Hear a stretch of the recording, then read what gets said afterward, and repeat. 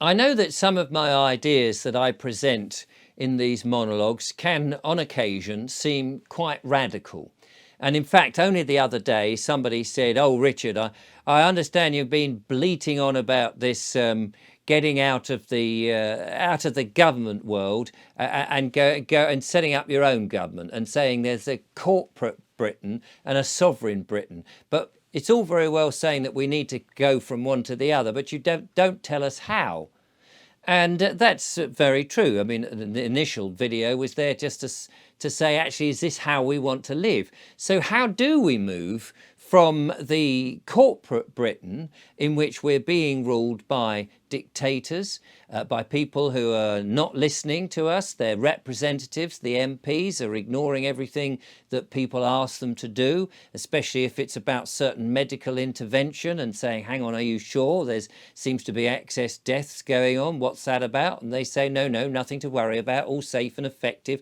They're all singing off the same hymn book and they're not listening. So how do you get out of this corporate world into a more private world or a more sovereign world? Well, the first thing you've got to understand, I suppose, is that the government and the Prime Minister's office and many big businesses and the world that we are submerged in is all run by corporations. And what is a corporation other than an idea that's on paper or in buildings? These corporations that are there to make a profit, and that's what they're set up for, they have employees. It's the employees that actually make the corporation have any power whatsoever. So you'll have boards, you'll have shareholders who obviously need to be paid because they've helped set up the corporation.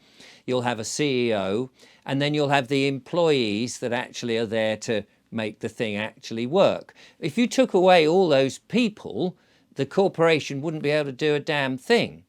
However, there are many of the people who are employed and they're making a lot of money by orchestrating the corporation in a certain way that penalizes the rest of society. And we see that through all those people who assume power, people who are making money, backhanders and things in these corporations, and they're making their orders, their diktats, and they're just saying, well, we can make rules, we can set legislation, and you lot have got to abide by it.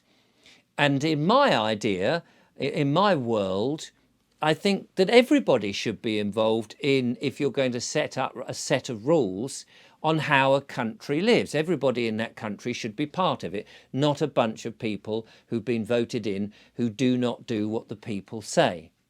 So, how do we disengage in a world that's run by corporations? Well, in a way, it's quite simple, but tricky at the same time. So the first thing you do is you just disengage with them. You don't let them have any legitimacy. So number one, I would say, is we don't vote for them. And when I say don't vote for them, I mean you don't engage in the voting process at all. You don't go to the booth at the polling station, and even if you disagree with the various parties that are put up, and you want to say none of the above, I'm saying you don't even engage in that. Because when you engage in that, you are still giving that corporation, the government, legitimacy. You're saying, I agree that you exist, but I don't agree with some of the policies. Now, personally, I don't agree that they should govern us at all. I think that that corporation called the government's had its day, that we've seen how it's moulded into a dictatorship and a tyrannical monster that is telling everybody else how they should live and what they should have. And we've seen that with the advent of digital IDs coming in, the threat of a central bank digital currency, the removal of cash, policies that followed the nonsense of net zero, and so on and so on and so on. We've seen in Wales, they've reducing the speed limit to 20 miles an hour, which in and of itself is ridiculous because it means cars can't get above second gear or third gear, which is actually going to pollute more than what they say they're trying to save. And I believe it's going to be rolled out in Cornwall very soon too. And so these are things that people have not en masse said, please, please, can we have? But the government in and of itself has said, no, no, we're going to be in control. So I don't want to give them the power by agreeing to anything, by taking part in the vote that gives them that legitimacy. So that's one thing. The other thing is that I don't want to engage with the government at all. I personally would like to say, look, I'm not part of your game, and it is a game.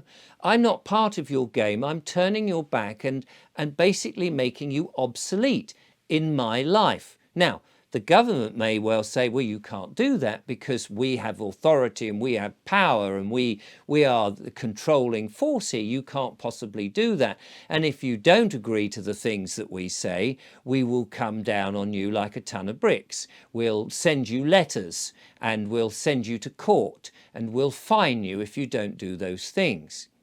Now, you've got to remember, and I don't want to get too much into the legal persona, but and this is where it gets a little bit tricky because people don't fully understand this. You, watching this, are a living man or woman. You're a sentient being. You have blood going through you. You breathe oxygen.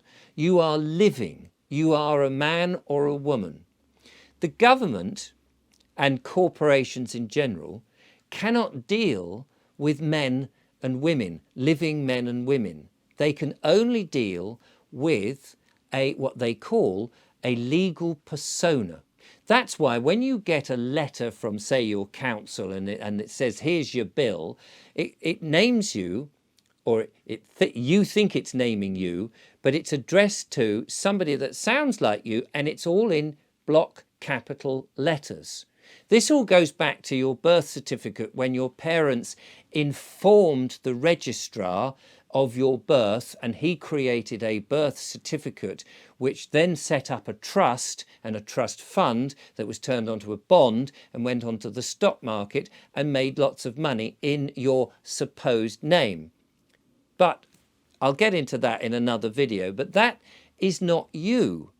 So if I was to say, how do you identify yourself? You might say, well, I can identify yourself with a household bill or with a driving license or my passport. But that's not identifying you, that's identifying a legal fiction, because each of those will just have this name in capital letters. Just like on a grave, when somebody's dead and they're buried, their name is in copper plate, usually capital letters, on a gravestone. At least that's traditionally. Sometimes they'll have it more flowing these days because people don't understand how it works. But normally it's in capital letters. That's not you, that's a dead entity. And the letters that you get from these official corporations all come the same. You check them out. They'll all be in, your surname particularly will be in capital letters. I don't identify as that. This is my identification here. I'm a living man. This is it. Don't need a bit of paper to identify me because that doesn't identify me. That identifies the bit of paper. It's just a paper with a picture of somebody in the past that might have been me, but it's no longer me because this is me here. That might have been just 1/25th of a second in some photo booth, but it's not me now, is it? This is me now. After all, if a man can identify as a woman but not actually have a vagina, or a woman can identify as a man but not actually have a penis, then I can identify as a living man by presenting myself here and saying, this is me. And you, whether you're a man or a woman, can identify as a living man or woman because that's who you are. And so this, recognizing this, that this is who we are, is another way we disengage with the corporations and the governments. And I know it sounds very complicated and a bit sort of woo-woo and things like that, but it's actually a thing. So having given you a very quick description of what this legal persona is, what you would then do in order to get yourself extracted from their game is just simply write to them and just say, oh, thank you for your letter, but I notice there's a mistake and I'm here to correct it. Let me introduce myself. And then you go on to introduce yourself as a living man. And you just, in my case, I just say, hello, I'm Richard. You might say that you're from the family of Vobes or however, or there may be different ways of saying that. And I'll be working with somebody else in which we'll go through some of this on a later video. But effectively, you're writing to them and saying there's this mistake. I'm not actually this legal fiction that you're talking about. I'm a living man. Well, this becomes very awkward for them because they can't deal with living men. They can't have a living man in a court. And there's a whole load of reasons why they can't do that. And again, as I say, we'll go into that into another video. But you use their system. They like to write to you and tell you how you're going to have to pay this, and this is your invoice, and if you don't, we'll take you to court, and here's this and here's that. And you just simply use their own tools, but against them, to get yourself out. And you say, I'm not who you think I am. Thank you very much. Goodbye. So another way that we can disengage from their system, their game, this corporation, would be to, for us, the living men and women, the people of this sovereign Britain, to gather in public places such as the market square, the village halls, the parks, and we decide how we want this sovereign Britain to be run. And maybe, and this is just purely a suggestion because we would need some money, of course, we give money to the government left, right and centre, we could set up a trust fund. And the trust, of course, has beneficiaries. The beneficiary would be the people. And the trustees, which could be all of us, are the ones that make the decision in a democratic way, so that we, all of us, decide what we want, how we want it to be run, rather than having the old system of a representative, an MP, in his constituency, listening or not listening, or agreeing or not agreeing to some or all of those people, and then going back to the nefarious House of Commons and either bringing it or not bringing it the opinion of the people. If you've got your real village or your community, let's say, the people making all of the decisions and everybody agreeing, I know it could get a bit messy, but we can work that out. I'm not saying it's going to be easy, but this is another way. There's more of us than there are of them, and we don't have to have that system. The biggest leap I can see is for people to get the idea that we could be governed, or that we can govern ourselves, rather than have this system that's been in operation for hundreds of years. Remember, the Saxons did it very differently with their moot mounds and their elders. This system isn't the only system that works, and we can disengage with it. We can get out of their game. We can live in the private.